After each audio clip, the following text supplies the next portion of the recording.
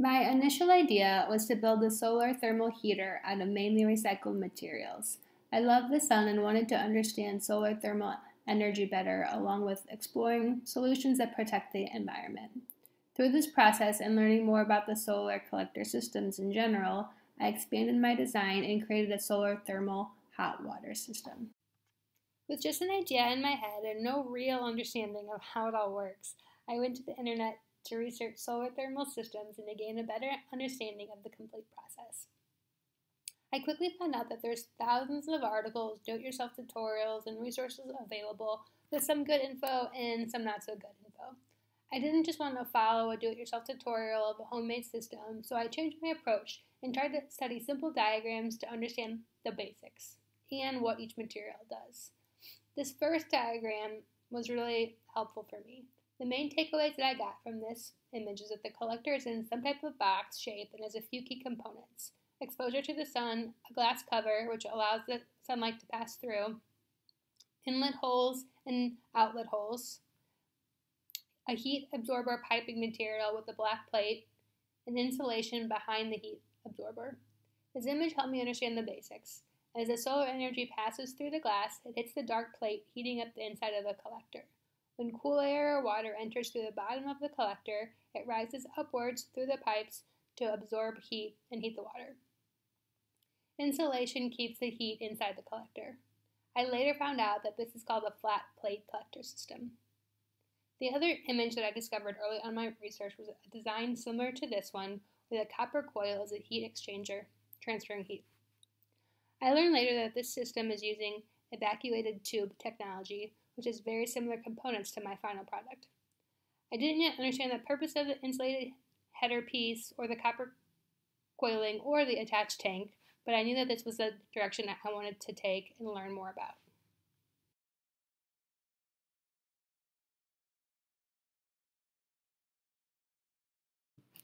This diagram shows a rough first draft of my initial design. The solar collector is made from columns of stacked aluminum beer cans with air holes at the top and bottom of the collector. Each can is pierced at the bottom with the can lid cut off the top, allowing for upward ventilation and airflow within the collector. The front panel is made from plastic scrap material. The basic idea is that with the panel facing the sun's thermal energy passes through the clear plastic panel, hitting and heating up the black aluminum cans. Aluminum is a very good conductor of heat, so it absorbs heat quickly. When cool air enters through the bottom air holes, the stack of cans painted black act as the absorber, and the air is heated as it follows the upward path through and around the cans. I thought I could run an initial experiment with spray painting every other column black to really see the temperature difference the dark color makes. To do this, I needed a higher tech thermometer, so I scrapped that idea. The top piece is a copper heat exchanger, which will be connected to a water source, circulating water through the collector and exiting to a storage tank. The hope is that the collector will heat up the water, making the water exiting into the tank hotter than the water coming in from the external water source. Step 1 in building a solar thermal water heater is to collect the cans, which serve as a main component for the solar collector. I was originally going to use plastic bottles, but I learned that aluminum has a higher thermal conductivity and has a greater heat transfer capability than plastic. I really wanted to see this in action, so I made a small prototype out of scrap materials. I'm cutting holes in the bottom of each can. The holes create a turbine effect, spinning air around in the cans as it passes through each can, moving warm air to the top of the collector.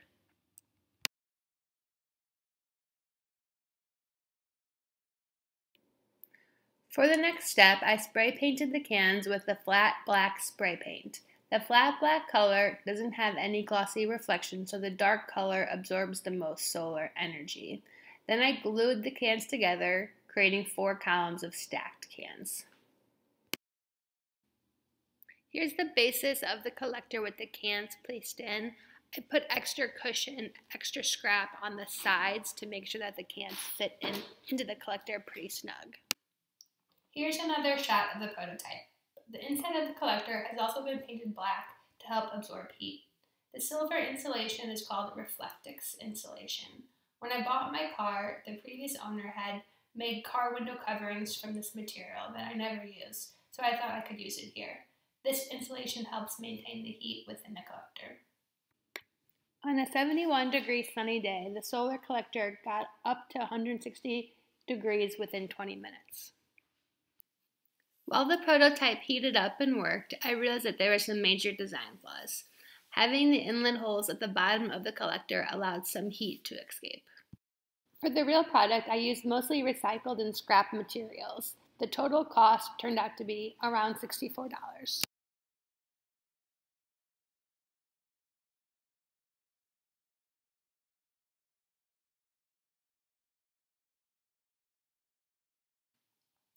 I used a screwdriver to pop holes in the bottom of the cans. Then I used a drill to make the holes a little bigger. Some have 3 holes while others have 1. I did this to experiment with ventilation. I learned that as long as air can travel upwards, the shape and amount of holes per can doesn't have a big impact. The next thing I did was glue the cans together. Getting them to stick together to form stacked columns proved to be a little bit more challenging than I thought.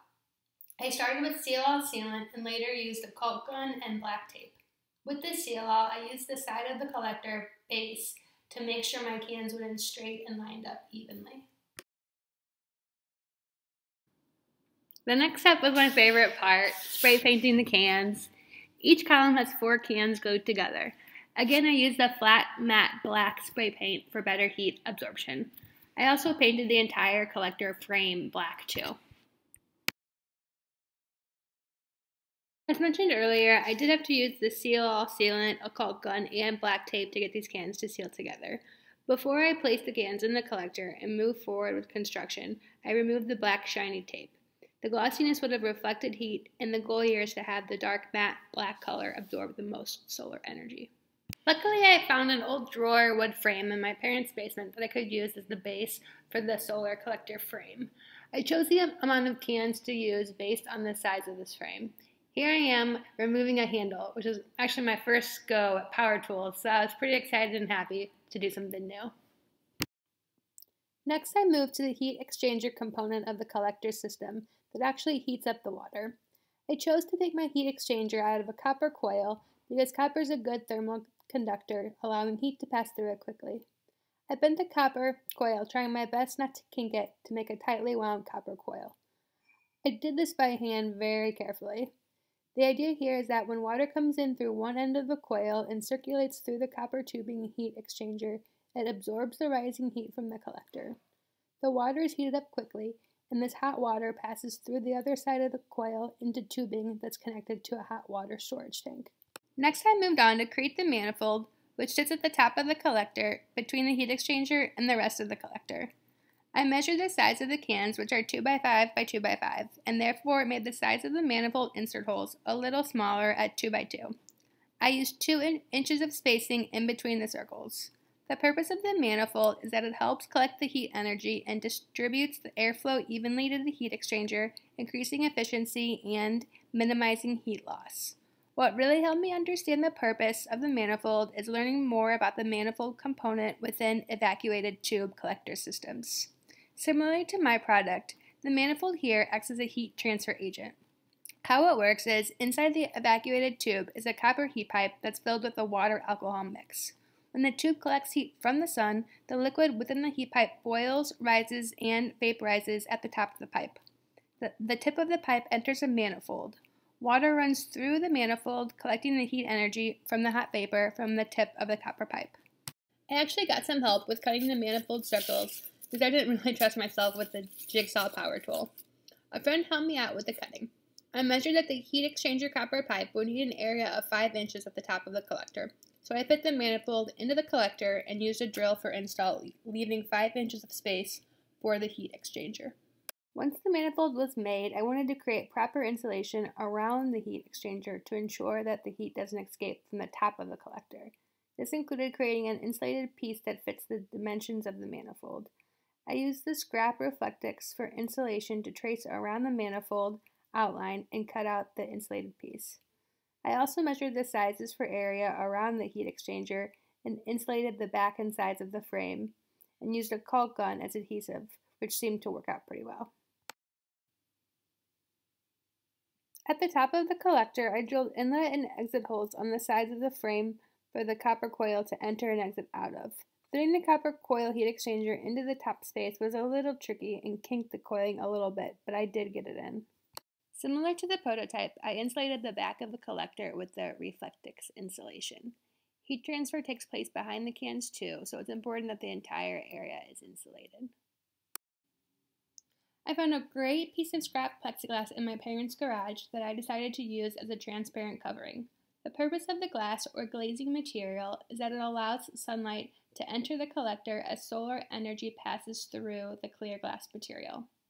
Also, it minimizes heat loss back outside of the collector. This plexiglass is also a sturdy, durable material that can weather a lot of tough external conditions. But the drawback is that this material does break easily, so I had to be really careful when cutting it to size. I first put the collector on a flat surface and placed the plexiglass over it. With the marker, I outlined the area I needed to cut. With some supervision, I used a grinder to cut the plexiglass following my markings. Then I just wiped off the dust and smoothed the rough edges.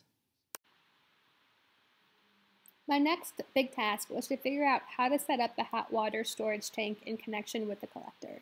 My first idea was to somehow connect a garden hose to one end of the heat exchanger copper coil or to a fitting, while the other side of the copper pipe would connect to a tube allowing water flow into the storage tank.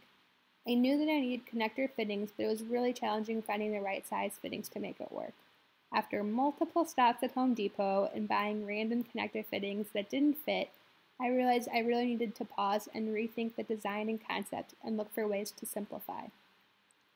In this initial passive open loop hot water system, there were way too many moving parts for me to wrap my head around and connect together. So I reviewed the sizing of the copper coil, which is 1/4 inches in diameter. To match, I bought 1/4 inch plastic tubing, which the water would pass through. Now I just needed two similar sized copper fittings to connect both sides of the copper coil to the 1/4 inch tubing hose. I bought two 1/4 inch copper elbow compression pieces. Experimenting with fitting the 1/4 inch tube to the ends of the copper pipe with the elbow connection piece included submerging the end of the tube in hot water and heating the tube tip to make the tubing more malleable. I also used a wrench to tighten the compression fittings. It did take a while, but eventually all the pieces were connected. Once I achieved the feat of having all these pieces actually connect, it was a lot easier to visualize the tank connection setup in regards to the entire hot water collector system. I decided to change the design from an open system, where I used an external water source like a hose as a hookup, to a closed loop system, meaning the water that enters the heat exchanger is actually coming from the hot water storage tank, which I'll describe in more detail in the next few photos. Final assembly of the solar hot water collector included gluing the tops of the stacked columns of cans to the manifold to ensure heat flow and minimize heat loss. This super glue was the best material I found for this task. It took 24 hours to dry. While I was assembling the complete solar hot water collector system, the sun briefly came out through the clouds this one afternoon, so I wanted to see how hot it could get. I didn't have the tank set up quite yet, so I was just looking at the temperature within the collector. I first tilted the collector towards the southern-facing sun, inserted the digital thermometer at the top of the collector, and measured temperature changes over 30 minutes. I recorded each temperature degree change. At noon, when it was overcast and 51 degrees Fahrenheit outside, as soon as I stuck the thermometer into the collector, the temperature within the collector shot up to 89 degrees, showing that the system is an instantaneous process. With no sun at all, the collector remained at 100 degrees for several minutes before slowly decreasing at a fairly constant rate of 2 degrees per minute.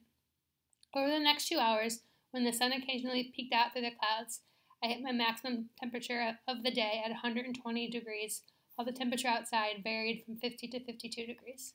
This stage is where I started thinking about how to improve circulation in the tank and what a closed-loop system requires. I was also getting really stuck on flow rate calculations with the simple digital thermometer when I thought about using a water pump submerged in the tank instead. Buying a few pumps that didn't work made me understand what I actually needed. A water pump works by creating movement within the water tank. The pump I bought pumps 118 gallons per hour, or 1.96 gallons per minute. For this tank assembly, I cut 4 holes in the tank lid to thread through the inlet and outlet hose pieces, the pump itself, and I poked a hole for the thermometer to go into. I first set the pump cord through the lid. Then I took my entry inlet tubing hose piece and inserted it through the lid in the hole, and then I attached the tip of the inlet tube to the pump. Here's the tank and water transfer process in action. You can see when I lift the lid, the pump is connected to the inlet hose. This tubing is what brings the water into the collector and specifically into the copper pipe heat exchanger through the connector fittings, which are the 1/4 inch elbow compression fittings. So water enters through the collector here, goes through the copper pipe coil, absorbing the heat from the collector, getting hot, and exits through the exit hose, which also has the same compression fittings.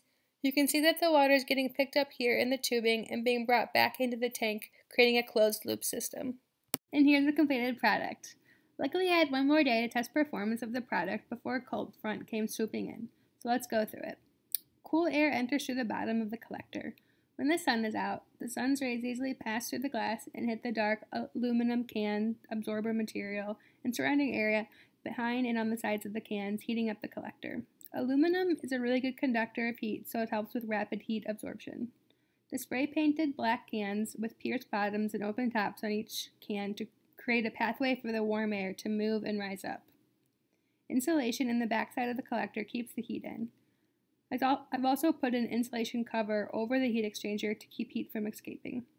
The copper pipe heat exchanger sits inside the top of the collector. Here we have our inlet entry point for the heat exchanger, which is connected to tubing that's connected to the tank. Here's the other end of the heat exchanger with the outlet exit hose. When the water circulates through the copper pipe and absorbs heat from the collector, it exits out of this tube and back into the tank. Overall, I'm really happy with the collector's performance. On a 50-degree day with limited sun exposure, I was able to heat the water in the tank to 91 degrees after several hours. Although the heat didn't maintain very long, dropping down to 74 degrees after 6 hours, I was still very happy with my results. A few quick changes I've made since this video is I've added more insulation around the glass casing to reduce heat loss. There hasn't been a day with full sun exposure to do proper testing yet, but I'm excited to try it out then. I've learned so much for this class and excited to keep experimenting with this design and build future designs.